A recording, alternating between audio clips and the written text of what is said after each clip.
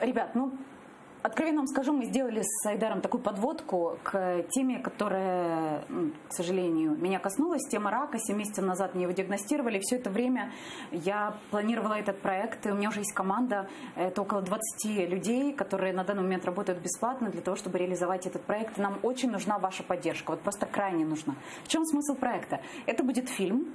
Это мультимедийный проект, он многокомпонентный. Это будет фильм, это будет книга, это будет клип, который будет служить саундтреком к этому фильму. Это полный метр, это художественный фильм, который расскажет о известной в узких кругах телеведущей, которая пережила эту вот страшную болезнь. Это не будет фильм об усталой обреченности. Вы не увидите там слез, биений головой об стенку, вот этих бровей, жалости и всего остального. Это будет фильм о любви.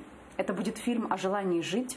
Это будет фильм о том, ради чего нам с вами стоит жить. Это будет фильм о том, как человек приобретает новый смысл, когда сталкивается с этой болезнью. И наша главная цель – показать людям, что рак – это не смерть, рак – это возможность осознать, бороться.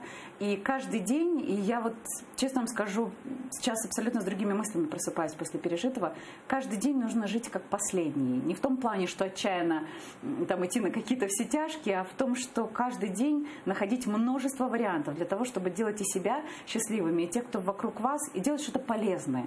Поэтому вот Айдар меня спрашивает, говорит, что я сумасшедшая, но каждый мой день наполнен какими-то компонентами, которые делают вашу жизнь, мою жизнь, ну, по моему субъективному мнению, лучше. Поэтому мы хотим сделать эту историю и показать ее по всей Украине, во всех больших кинотеатрах. У нас уже есть возможность договоренность с дистрибьюторами, но почему мы собираем деньги? Мы подали на грант этот проект в Государственное агентство по вопросам кино. К сожалению, результат будет аж осенью, а история моей болезни, история того, что я узнала, началась на Одесском кинофестивале. В прошлом году я его вела. В этом году я буду снова вести этот кинофестиваль, и Одесский кинофестиваль пошел нам на уступки, и он нам дает максимум пространства, техники, вот эти все красные дорожки, журналисты, опера, для того, чтобы отсняться, не застосовываю, как по-русски будет, я мыслю, что по-украински, не применяя декорации. Но нам нужны деньги для того, чтобы привести технику, людей, чтобы начать съемки. Чтобы начать съемки, потому что если Государственное агентство с вопросом кино дает нам деньги позже, то мы просто физически не сможем зимой снимать летний Одесский кинофестиваль. Поэтому мы сейчас собираем деньги на предпродакшн и на съемки yanina.live, Янина через Y, yanina.live.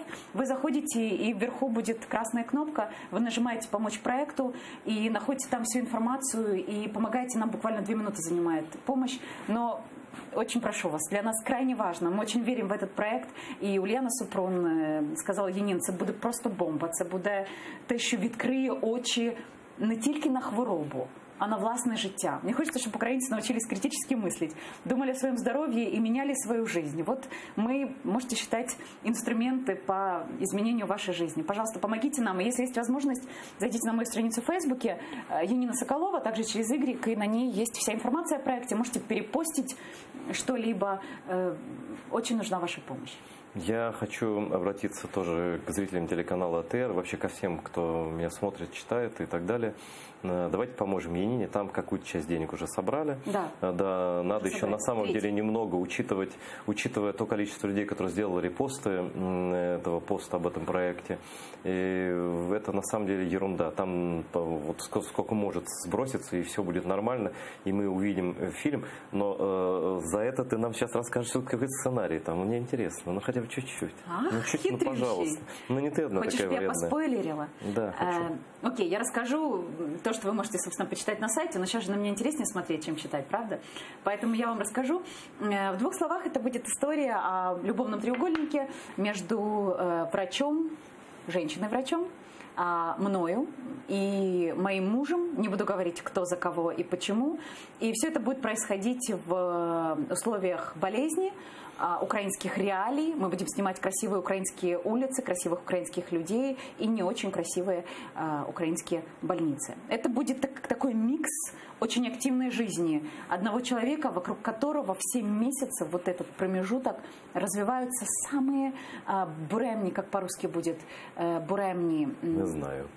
Окей, мысли по-украински. Сложно уже. Я хоть и говорю с правильной речью, потому что я училась, но... У тебя идеальная речь. Самые восхитительные моменты в жизни. Я хочу, чтобы вы сопереживали этому персонажу и поняли, наконец, зачем вам дано то, что у вас есть. А вы, возможно, иногда его не цените. Ну, там, смотри, там будет, конечно, это художественный вымысел, но да. суть дела, она документальная, а сюжет вымышленный. Там такой очень много будет личного, очень много будет автобиографичного, очень много будет обо мне, очень много. Об актерах я не сказала, важный момент. Да. Я буду играть себя, собственно, чтобы далеко не ходить, зачем же... Только тебя звать будут Нина, да? Да, меня будет звать Нина. Главную мужскую роль будет играть фронтмен группы «Друга река» Валерий Харчишин, это мой лучший друг.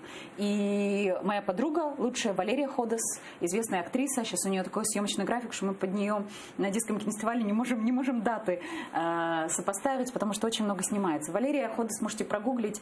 Это очень известная украинская актриса, которая снимается во всех известных сериалах, полных метров, которые вы, возможно, видели украинского производства. Вот Валерия будет играть врача, оператор, с гордостью скажу, Сергей Михальчук, один из самых крутых операторов европейских, на его счету и «Берлинский медведь» за операторскую работу, за фильм Алексея Германа-младшего «Под электрическими облаками» и «Любовника». Помните фильм «Любовник» с Гармашем Янковским? Да, вот это снимал он. Что, правда? Да. И эти планы, которые умеет делать только он, и это дыхание камеры, и это психология.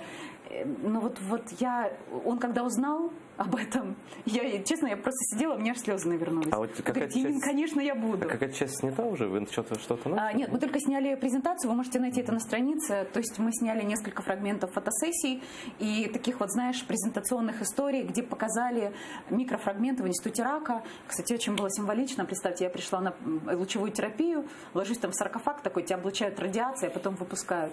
И съемочная группа ждала меня в коридоре. Все пациенты немного взбодрились в Институте рака, увидев съемочный процесс. И параллельно вот мы снимали презентацию. Видишь, никто не знал.